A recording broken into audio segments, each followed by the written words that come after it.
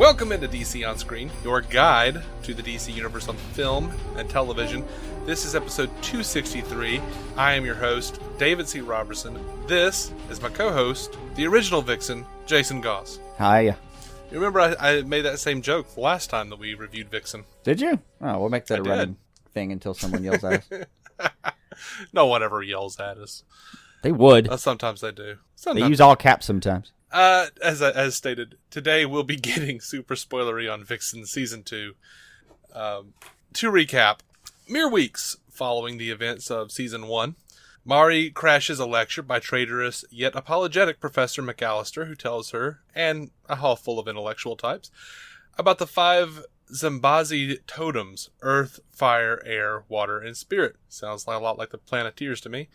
Of which they have found one, Fire. Mari, of course, has the Spirit totem. He reveals that they'll be keeping it at the Detroit Museum. Sounds like a perfect opportunity for it to get stolen. Cisco calls Mari to help with the situation with Weather Wizard, who has created a number of tsunamis at Monument Point, and Mari gets hurt stopping them. Meanwhile, the fire totem is stolen from the museum. Mari searches for the thief and finds Benatu Eshu of Zambezi. Eshu claims that Mari looks just like her mother, and then kicks her ass with fancy new fire totem powers. Mari and Macalester go to find her sister Kuasa in an African hospital, as she suggests going with them to find the water totem, which just happens to be in Star City. Kuasa, of course, double-crosses Mari, but is stopped by Mari's Plan B, the Atom and Black Canary. Eshu begins destroying Detroit. Kuasa and Mari, with the help of Atom and Black Canary, try to stop him. Eshu kills Kuasa, and after he defeats Black Canary and Atom, Mari fights him and drowns him. At Macalester's instruction, Mari summons all of the strength of her animal spirits to crush the fire totem to destroy his power. At the end, Mari decides to team up with Arrow, Flash, and a number of other heroes as they take on a new, undisclosed threat. What'd you think? So, yeah. Wow, what a chunk of shit. It was not a great little sidebar. I mean, the list of guest voices was nice. It was nice, and, Firestorm was annoying. Like, Sushi's attack in Monument Point? Yeah. No, Jefferson. A tsunami is a blah, blah, blah. You didn't think I knew that? Well, you said sushi, man. You made a joke that made yourself look dumb. I know, and that was the point. You know. And by the way... I realize that kind of joke exists, but... Sure. The problem is that, everything in these little animated Vixen things, the dialogue's so damn wooden. And not only that, I feel like I get the distinct feeling that they're trying to create filler. They don't really have enough going on? Well, okay, how many times do we hear Eshu say, "You look just like your mother. Who the hell are you and how do you know my mother?" We saw that 5 times. I think it was twice, but, No. We saw it in the first episode, and then it's 2 weeks earlier. And then we also saw it in a couple of other episodes. It was at least 3 times. At least. I will accept 3, but I can only really remember 2 of them. It was too many. Yeah, some of his lines were just bad. And by the way, if you're going to say that, maybe you at least draw her to look like her mother. Yeah. Or draw the mother to look like her, That'd be good. Also, the backstory explanation. Now, on the one hand, I really like using a lecture to do your exposition. Not bad. Mm-hmm. And I like the idea of using the running animated thing. Not bad again, but I believe I've seen that before. Mm-hmm. Man of Steel. Yep. Here's the difference between it and Man of Steel. This one made me laugh a lot, and I'm pretty sure it was not intentional. I thought it was hilarious. Well, at some point I was like, why are people running in the sky? Yeah. It was weird. It started when that woman grabbed her 2 kids and ran across the river, and I was like, this is okay, I'm not supposed to laugh at this probably, but this is kind of funny. And it really is a matter of just how the animation struck me, and the weird little looks on some of the faces of the people doing these things. And there's something just funny about when the guy stabs the guy, it's a minimal amount of motion. He goes between 2 hieroglyphics, 2 hieroglyphic, whatever you want to say, poses. And it looks unnatural, so it just feels like, pacha, stabby. I don't know. It just came across weird to me. I kept laughing at the whole thing. Yeah, I saw the animation going on. Went, oh, it's one of these. Mm-hmm. Like, it's just going to be bad. And I remember, the Vixen season 1 was not spectacular by any stretch of the imagination. No, one of the reasons we liked it, though, and we did, hate the damn thing. Hate this one. But it actually got us some screen time with Vixen, and it was in that universe. It was just fascinating because it was fascinating. Mm-hmm. And essentially, this is only episode 2, and they didn't do anything all that cool with episode 2. Right. We've only got 60 minutes of this animated series. I was a little confused by a couple of things here. Like, they did a weird thing with her animal spirits at times. Like, she's about to jump a fence, so then she touches the totem, and then an armadillo just kind of comes out and hangs out for a second. I didn't know what the armadillo was doing either. I did not know. Yeah. And they did that a couple of times with a couple of different animals. Like, oh, there's a bug. And I'm like, why was that there? And then it's like, an elephant. I'm like, oh, that one makes sense. Why? It's like, is she cycling through things and being like, no, I picked the wrong one. Damn it. No, every now and then it would be more like she'd pick an animal, I would think, but there was a better animal. Like, she uses, some horses to run through, a pile of lumber. And I was like, you've got rhinos. Right. And look, just a matter of choice there. I understand that a pack of horses can probably run through pretty much whatever the hell it feels like running through. But, some of the pack of zebras were feeling lonely. Right. Well, you ever use us? Fine. Here you go. There you go. So when she's tracking down the guy to figure out who stole the amulet, or the totem, I guess, did you just think, that dude is smoking the biggest cigarette ever? A little bit. The perspective on that cigarette was just really huge. Speaking of bad perspectives, Mari's totem why is he stopping to smoke a cigarette? There's a supernatural I don't know. hero on your ass, dude. Go inside. You jumped a fence and ran around a corner. That's not going to stop her. I mean, she can summon something with good smell, and your ass is done in a second. But her totem changed shape constantly throughout this entire thing. I didn't notice that. I mean, it's just, bad perspective. Just, close up on her, the totem is really small. Then far away, it's really big. Well, you gotta know it's there. Yeah, I know. You gotta draw it in. I enjoy that guy almost called, Mr. Jones almost called Eshu an asshole. He was like an LE away from saying it. Yeah, that was good. Very CW. I was confused about other things. I thought Vixen and the team were already kind of friends. Didn't they have a good talk? And apparently Laurel was pretty close with her these days. And I believe there was some mention of call me whenever you need me. Okay. There was a call me whenever you need me at the end of season 1. But she never met Laurel in season 1. At the end of season 1, she told Oliver and Barry, my place is in Detroit, or whatever. They even mentioned it at the end of season 2 as she shows up. They're like, we didn't think you'd come. Oliver owes me $20. Yeah, the $20 line made me chuckle. But and she was like, yeah, I should get out of Detroit and help wherever I can. So there was that. Yeah, but on Arrow, she seemed so damn friendly with him. Because that happens after this season of Vixen. Is that how we're doing this? Okay. Yeah. Okay. Remember in season 1... Oh, sorry. Remember in Arrow when we were like, how the hell does she know Laurel? She's hugging Laurel and all that shit. That's right. It is supposed to happen after. Yeah. Okay. That actually fixed it for me. Thank you. She hung out with Black Canary in this season of Vixen. Yeah. Yeah. That makes more sense. Yep. It makes a lot more sense out of the Canary. By the time I was watching the show, when Canary showed up, I'm like, I don't think she really uses that stick anymore, but whatever. I mean, yeah, whatever. Firestorm and the Atom are there. They should be legends by now. Yeah. It's hard to do a little sidebar show that somehow is incorporated, but doesn't. I understand it's hard to get in there, but sure. Another boring thing, though, was just, of course she betrayed you. Just, yeah. If there's anyone that didn't see that coming, I don't know what to tell you. I like how they hung the lantern, though. You really expect me to believe it's just sitting in some guy's house in Star City? Right. Yeah, that is dumb. You're right. And you hanging that lantern didn't help it. It was funny that you did, but it didn't help it. I mean, good try. You couldn't have made it like Keystone City or... No, they had to make it Star City because we needed to go hang out with Felicity for a second.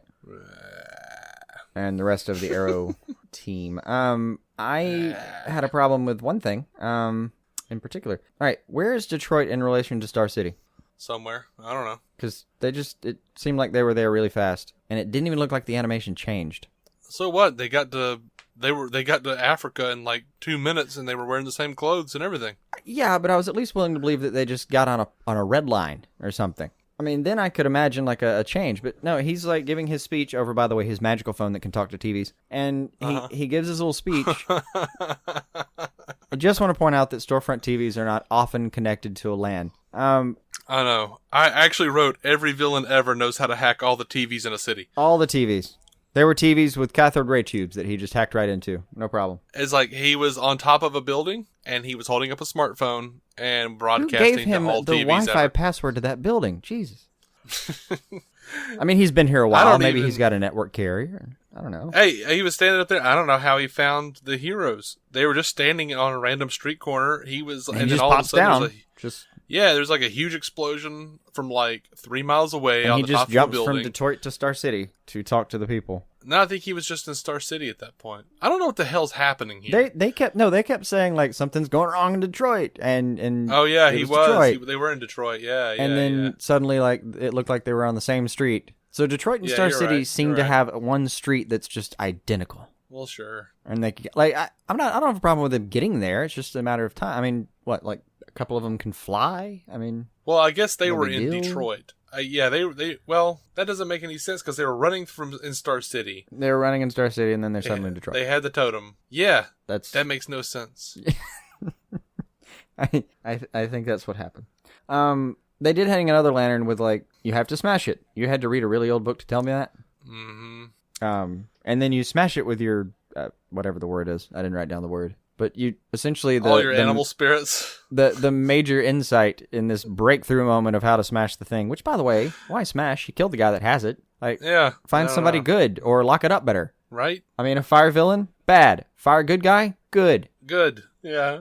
Here's what I didn't understand. Kuasa had the water gem. And it went away when she And- did. Yeah, he just burns the water gem. Yeah, he just burned the water gem. Also, she was using the water gem and had him in there for a really long time, and he was fine. But like 30 seconds in the ocean, and he drowns. And he already said like, water doesn't work against Oh fire. no. And, What was more confusing than that though was like he was getting She hit with actu- water before, and it seemed like it was almost he was nearly impervious. But when she slams him up in the pier, and his arm hits, like his elbow hits the water, and it like sizzles. yeah, and she's like, "See how you do? See how you're you not so do." strong. You're not so strong in water, or whatever." Yeah. I mean, I was okay with the underwater stuff because she like alligator tails his ass. It's not like he drowned; he was unconscious, and she just leaves him to die. Sure, because she's a hero. Yeah, I did Sorry, think I'm it was just worth being an noting, asshole. like, Vixen's apparently... Dude, this is the universe that Arrow's in. People can kill. Yeah. I ain't even hating on it. If Vixen's one of the killing heroes, okay. Vixen's one of the killing heroes. No one even knows where they stand on this issue.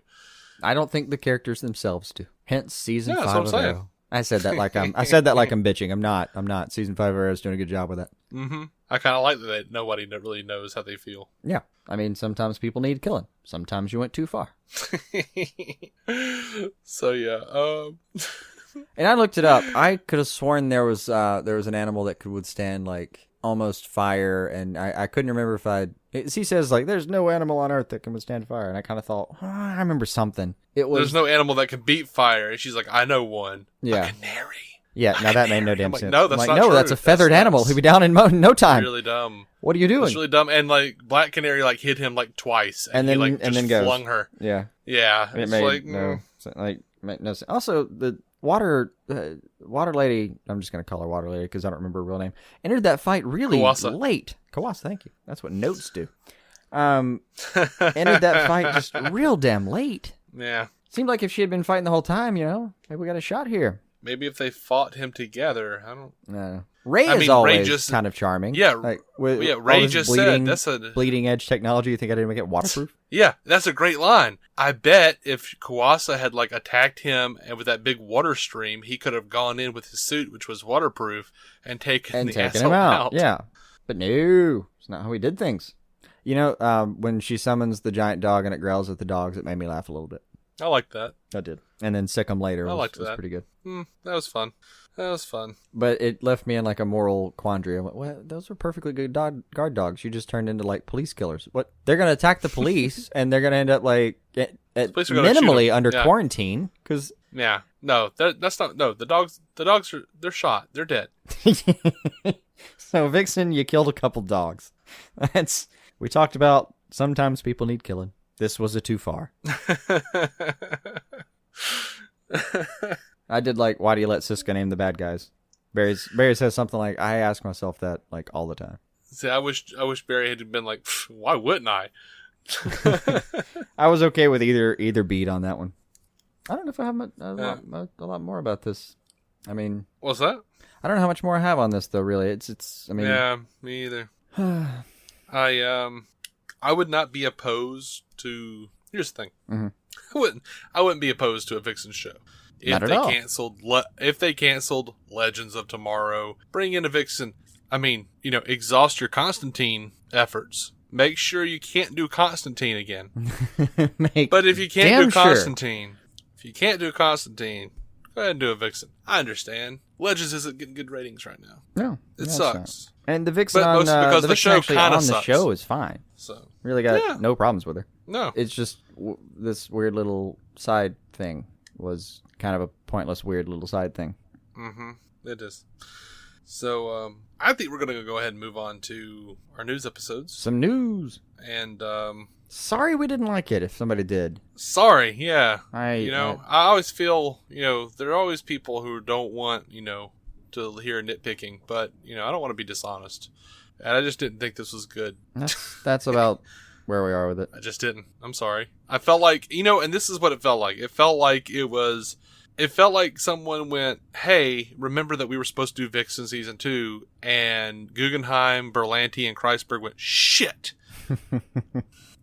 And then they went and grabbed some people to write it, and it sucked. And they were like, well, we've got a lot of shit on our plate. We got a lot going on right now. Put it on there.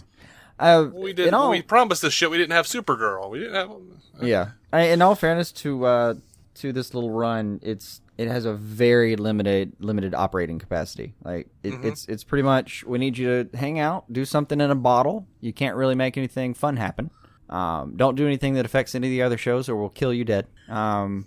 Make sure you use like this huge amount of characters at some point. I don't know. We need you to be in Star City. We need you to be in other places. Yeah, have fun with that. Oh, and pretty much everything that you are dealing with has to be involved with Zambezi.